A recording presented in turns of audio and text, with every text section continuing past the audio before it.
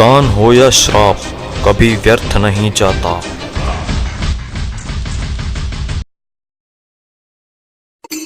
एक दशक से अधिक पुराना अखबार का एक लेख उस समय बहुत मशहूर हुआ था, जो कि एक रेलवे कर्मचारी की छुट्टियों के बारे में था।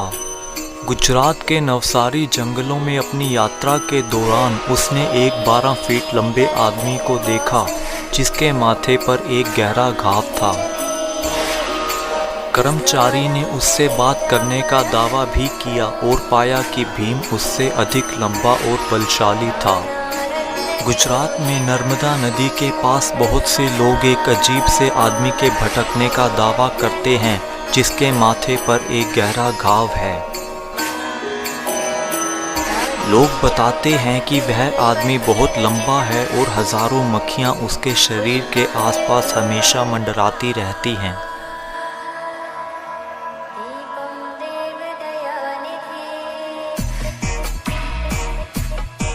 पायलट बाबा ने अश्वत्थामा से अपनी मुलाकात का वर्णन अपनी पुस्तक हिमालय कह रहा है में किया है। उनकी पुस्तक में लिखे लेख के अनुसार प्राचीन काल से ही अश्वत्थामा को भीलों द्वारा अपना मुखिया मानने का सम्मान मिला हुआ है। अपने पाठकों के साथ मैं पायलट बाबा अपना अनोखा अनुभव साझा करना चाहता हूँ, ताकि वे अपने जीवन का पुनः निर्माण कर सकें। एक दिन मैंने पवित्र नदी नर्मदा की परिक्रमा करने की शुरुआत की। पहाड़ी बाबा भी पवित्र नदी की परिक्रमा करने के लिए मेरे साथ आ गए। नर्मदा नदी के बारे में बहुत ही रहस्यमयी कहानियाँ और मिथक हैं, जो इसकी धार्मिक महत्वता को और बढ़ा देते हैं। कुछ समय चलने के बाद हम एक घने जंगल में पहुँचे, जहाँ बहुत बड़े बड़े पेड़ थे। भील उस जंगल के पैदाइशी निवासी हैं। ये आदिवासी कोई महत्वहीन मनुष्य नहीं हैं, बल्कि इन जनजातियों के पास कुख्याति का लंबा इतिहास है, जिसे अनदेखा नहीं किया जा सकता। शिव उनके देवता हैं। सर्वप्रथम उन्होंने हमें चटाई पर बिठाया, जो कि सूखी पत्तियों से बनी हुई थी। फिर उन्होंने एक धूनी जलाई।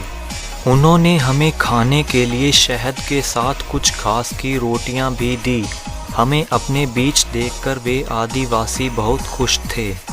एक दिन जब हम शूलपनेश्वर के महादेव मंदिर में आराम कर रहे थे, मेरी आंखें उस असाधारण मनुष्य की आंखों को देखती ही रह गई। वह जवान लग रहा था और उसकी अनुपम लंबाई और लंबी भुजाएं थी। उसकी मूछें बहुत ही सुंदर थी और उसकी आंखों में अग्नि की तरह चमक थी। वह शांत लग रहा था और उसमें से एक अलग ही दिव्यता अनुभव हो रही थी। उसका माथा एक विशेष पीले कपड़े से ढका हुआ था। जब मैं पहाड़ी बाबा के कान में उस भील के बारे में बात कर रहा था, उसने एक जानी सी मुस्कुराहट दी और वह चला गया। लेकिन मेरे मन में उसे जानने की इच्छा बहुत तीव्र थी, इसीलिए मैं भी अपने स्थान से उठ गया और उसका पीछा करने लगा। जब आदिवासियों ने मुझे उस भव्य कदकाठी का पीछा करते हुए देखा, तो वे भी मेरे साथ आ गए। वह भील मुड़ा और हमें उसका पीछा छोड़ने को कहा। क्योंकि मैं उसके बहुत करीब पहुंच चुका था, मैंने उसके पैर पकड़ लिए और प्रार्थना की, आप जो कोई भी हैं, मैं आपका परिचय जानना चाहता हूँ। चाहे हम पूर्ण हैं या अपूर्ण हैं, हमें आपके मार्गदर्शन की ज़रूरत है। आपका ऊंचा व्यक्तित्व हमें बताता है कि आप इस युग से संबंध नहीं रखते। बहुत विनम्रता के साथ मैं आपके चरणों में आत्मसमर्पण करता हूँ। कृपा करके अपनी पहचान उजागर करें। मैं जानना चाहता हूँ, आपको देखकर जो मैं अनुमान लगा रहा हूँ, वो सही है अथवा गलत। मेरे इस व्यवहार से वह भील परेशान था और उसने उत्तेजित होकर मेरी बात का विरोध किया। भील आदिवासियों द्वारा पूजनीय व सम्मानित था और उन्होंने शिवरात्रि के समय तक एक साथ शिव की पूजा की। शिवरात्रि की पूजा के बाद भील ने भीड़ को रुकने का इशारा किया और मुझे स्नेह के साथ अपनी बाहों में भर लिया और कहा, कपिल, मैं आचार्य द्रोणाचार्य का पुत्र अश्वत्थामा हूँ। मैं ऐतिहासिक महाभारत के समय सेनापति था। वो दिन आज इतिहास बन चुके हैं, परंतु मैं आज भी भूतकाल में जी रहा हूँ। यह मंदिर मेरा निवास है और ये सभी भील मेरे साथी हैं।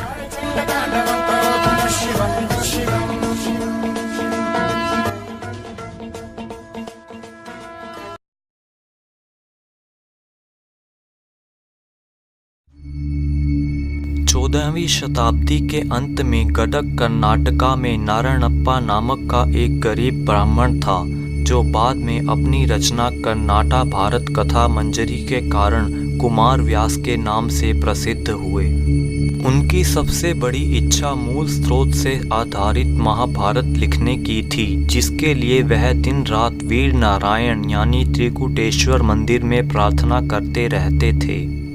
एक रात स्वयं ईश्वर उसकी प्रार्थनाओं का जवाब देने उसके सपने में आए और उसे मंदिर में होने वाले आगामी द्वादशी भोज में हिस्सा लेने को कहा और बताया, आप उस ब्राह्मण को देखना जो जल्द से जल्द भोजन समाप्त करके जाएगा। वह और कोई नहीं अश्वत्थामा ही होगा और उससे आप महाभारत का वर्णन करने की प्रार्थना करना।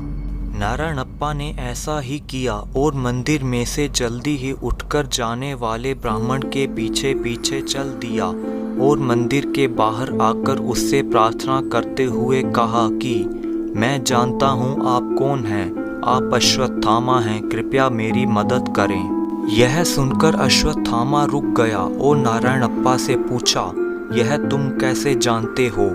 इस पर नारायणप्पा ने कहा कि स्वयं वीर नारायण स्वामी ने उसे सपने में आकर यह सब बताया है। यह सुनकर अश्वत्थामा प्रसन्न हो गया और नारायणप्पा से किस प्रकार उसकी मदद करने के लिए पूछा। नारायणप्पा ने कहा कि वह कन्नड़ भाषा में महाभारत लिखना चाहता है, ठीक उसी प्रकार जिस प्रकार यह घटित हुई थी। अश्वत्थामा ने 2 शर्तों के साथ सहमति दी। पहली शर्त यह थी कि महाभारत लिखना शुरू करने से पहले हर रोज सुबह नारायणप्पा को नहाने के बाद गीली धोती पहननी होगी। दूसरी शर्त यह थी कि जब तक धोती गीली रहेगी तब तक कि उसकी कलम से वैसे ही महाभारत लिखी जाएगी जैसे कि यह घटित हुई थी। कपड़ा सूख जाने पर उसका लिखना स्वयं बंद हो जाएगा। अश्वत्थामा ने एक और शर्त रखी कि यदि इस बीच उसने किसी को भी इस रहस्य के बारे में बताया तो उसकी कलम आगे की कथा कभी नहीं लिख पाएगी। नारायणप्पा ने इस बात को स्वीकार किया और तब तक इस रहस्य को बरकरार रखा जब तक कि वह महाभारत के गदा पर्व तक नहीं पहुंच गया। उत्सुकता पूर्वक नारायणप्पा ने यह रहस्य अपनी पत्नी के सामने खोल दिया और गदा पर्व के बाद की कथा वह नहीं लिख पाया।